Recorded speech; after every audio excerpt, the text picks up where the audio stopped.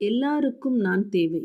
கிறிஸ்துவுக்குள் பிரியமானவர்களே, ஒரு பெண்மணி சொல்கிறார், எனக்கு 3 குழந்தைங்க இருக்காங்க. ஆனா சில நேரம் 33 குழந்தைங்க இருக்கிறது மாதிரி தோணும். நான் குளிக்க போனா கூட என் பின்னாடியே வருவாங்க. அவங்க எல்லாருக்கும் நான் தேவை. சகோதரி நான்சி சொல்கிறார்கள், இன்று பெண்கள் உணரும் பிஸியை இயேசுவால் தொடர்புபடுத்த முடியும் என்று நினைக்கிறேன். மார்க்கு 1ஆம் அதிகாரத்தில் நம் ஆண்டவரின் வாழ்வில் ஒரு நாளை பற்றி வாசிக்கிறோம். முதலில் அவர் ஜெப ஆலயத்தில் கற்பித்தார். பிறகு ஒரு பேயை விரட்டினார்.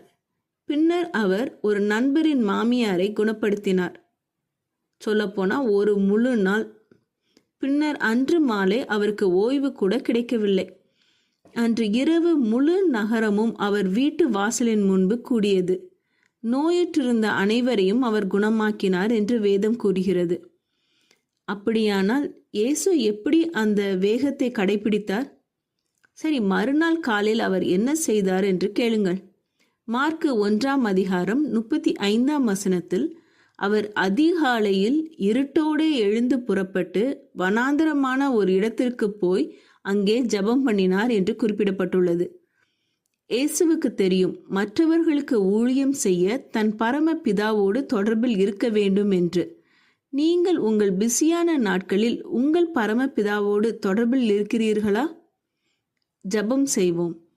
எங்கள் அன்பின் பரமபிதாவே, நீர் உமது நாட்களில் உம்முடைய ஊழிய பாதையில் தினம்தோறும் அதிகாலையிலே உமது பிதாவோடு தனிமையிலே சென்று ஜெபம் செய்து வந்தீர்.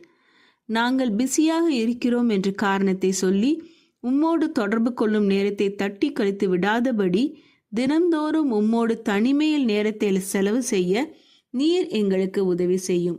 இயேசுவின் மூலம் ஜெபிக்கிறோம் பரமபிதாவே, ஆமீன். இந்த மெசேஜ் 8 ஜூன் 2022 நான்சி டிமாஸ் ஓல்கமோத் அவர்களின் இயேசுவை தேடி என்ற புரோகிராமிலிருந்து எடுக்கப்பட்டது. கர்த்தர் உங்களை ஆசீர்வதிப்பாராக.